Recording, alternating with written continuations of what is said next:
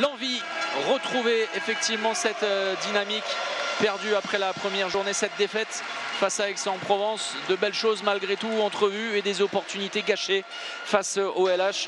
Une équipe de Chambéry qui avance sûr de ses forces après avoir réalisé une première sensation, battre Toulouse en s'appuyant sur une attaque tout feu tout flamme et une défense extrêmement hermétique.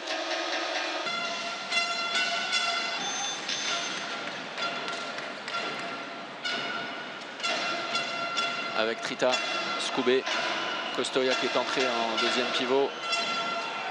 Avec le très beau décalage, le kung-fu, Richert pour Scoubé, justement, dont on parlait, le premier but dans cette rencontre, inscrit de manière parfaite, artistique, élégante, efficace par Chambéry 1-0. Intérieur sur un poste derrière.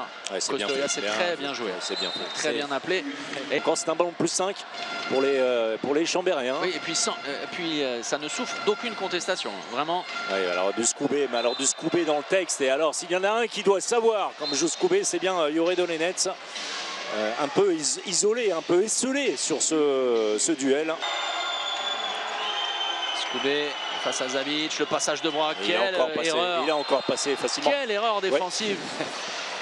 Ouais. C'est un récital, hein. Ces premières minutes de la part du demi-centre chambérien. Alors, Gajic en face, c'est la soirée slovène. Trita, la sortie de Daoud, Scoubé, côté droit, face à Daoud, la bonne sortie de Suti, le ballon jusqu'à l'aile. Faustin, super ballon lâché. Le jeu en continuité dont vous parlez si souvent, François-Xavier. Oui, l'effort de... C'était Alex Trita, hein, pour sortir le ballon et de le donner à... On va en rester là à la pause, c'est un vrai écart en faveur de Chambéry, plus 4. Oh, le mauvais changement, Oui, et là, ça n'a pas été vu. Ça n'a pas été vu, l'intervention. Derrière, ça va dans tous les sens, Dragan Gajic. L'égalisation 21 partout. Incroyable soirée pour le moment. Renversement, Lombroso, l'intervalle, non, le décalage. Sous les pieds d'un Nicolas Portner en difficulté, qui n'effectue plus les arrêts également.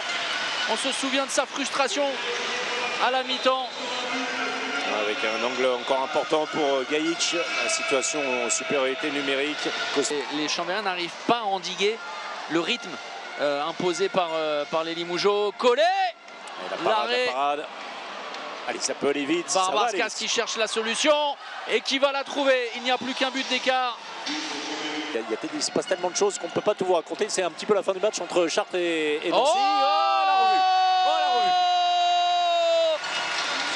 Ça n'est pas son short qui l'a fait perdre Alexandre Trita. C'est tout le reste, ses chaussettes, ses chaussures, ses sous-vêtements. Déshabillé. Oh là là là, la revue. Et mauvaise séquence, hein, pour Chambéry une nouvelle fois. Scoubé qui se reprend face à Moussine qui était disponible. Ballon rendu. Rendu. Non, pas de gardien. Yassine Idrissi pour parfaire son œuvre. Quelle soirée de gala pour le génie marocain. Et voilà, ce soir de Liesse et la victoire 36-33 de Limoges face à Chambéry. Écoutez cette extase des soirs de victoire. Vous êtes transformé en super guerrier, Yacine, vous êtes rentré en lévitation. Des soirs comme ça, vous vous nourrissez tellement de cette atmosphère absolument fantastique. C'est incroyable ce scénario. Je crois que depuis le temps, tu commences à me connaître. C'est vrai que quand il y a du public comme ça, j'adore m'exprimer, m'épanouir aussi. Je suis très heureux qu'il y ait du public. Et c'est ça qui nous a manqué un peu l'année dernière. Et oui, ça a été un peu difficile ce soir, mais voilà, grâce à Beaublanc, on a tenu le choc. Vos partenaires également qui ont réalisé un énorme travail défensif en grattant des ballons avec des montées de balles rapides pour vous faciliter la tâche. Un Lombroso qui a pris feu en seconde période. Tout le monde s'est mis à la hauteur du collectif. C'est ce qui nous avait un peu manqué la semaine passée à Aix. Et quand on voit un peu plus de solidarité en défense, un peu plus de cohésion en attaque, on voit que on peut rivaliser avec n'importe qui. On a pris un peu moins de contre-attaque, hormis à la fin, mais on était déjà devant au score. voilà, c'était vraiment un match assez abouti, assez complet. Et espérons que ça puisse durer jusqu'à la fin de la saison comme ça. Et si on continue comme ça, Inch'Allah, comme on dit. Le gros point noir tout de même, Yacine, c'est la perte du capitaine. Sorti sur blessure, on est très inquiet pour lui. Je vous avoue que c'est un laiton. Et un laiton, ça pleure pas, ça crie pas. Et là, comment je l'ai vu, j'étais très inquiet. Je ne sais pas encore ce qu'il a exactement, mais franchement, ça me fait vraiment mal au cœur.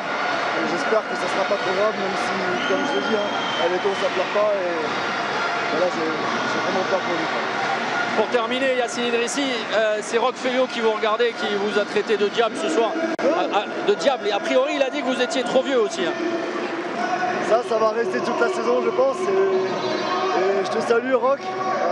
T'es bien sur ton canapé, enfoiré. Mais ouais, bah écoute, j'essaie de faire ce que je peux, malgré mon âge. Et comme je t'ai dit la semaine dernière, j'en ai encore sous la pédale, la preuve ce soir. Donc, merci à Beaublanc aussi, merci. Merci, bravo. Merci Pierre de vous arrêter. Alors c'est compliqué évidemment parce que cette partie sur laquelle vous aviez la main en première période, vous réalisez sincèrement 15 minutes absolument parfaites et remarquables. Vous êtes largement en tête. Qu'est-ce qui explique qu'au retour des vestiaires, vous ayez complètement été submergé?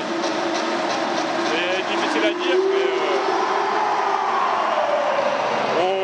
pour le coup, je pense qu'on a perdu le match tout seul, juste sur ces 10 minutes-là. Où dès la première attaque, dès la première défense, on se fait enfoncer et à partir du moment où ils reviennent à égalité, qu'ils passent devant, ils ont le rythme, ils ont le public aussi qui les pousse et après c'est très dur. Voilà, on arrive quand même à s'accrocher et le 7 contre 6 qu'on joue mal et qui nous tue sur la fin. On vous a senti aussi sans repère lorsque justement cette vague de Limoges s'est enchaînée par moment, sans capacité à résoudre les problèmes un peu psychologiques. Est-ce que vous partagez ce sentiment-là? Pas trop, c'est juste eux qui sont enflammés. Et après nous, je trouve qu'on a continué à bien jouer. Et voilà, si on n'a pas autant d'échecs au tir, je pense qu'on peut revenir vraiment dans cette partie. Yacine, il fait une très belle partie et il nous tue parce que voilà, avec les pénaltys, avec les arrêts tout seul qu'il fait, je pense que c'est un autre match si lui il n'est pas là, quoi. Bon, merci Pierre, merci beaucoup.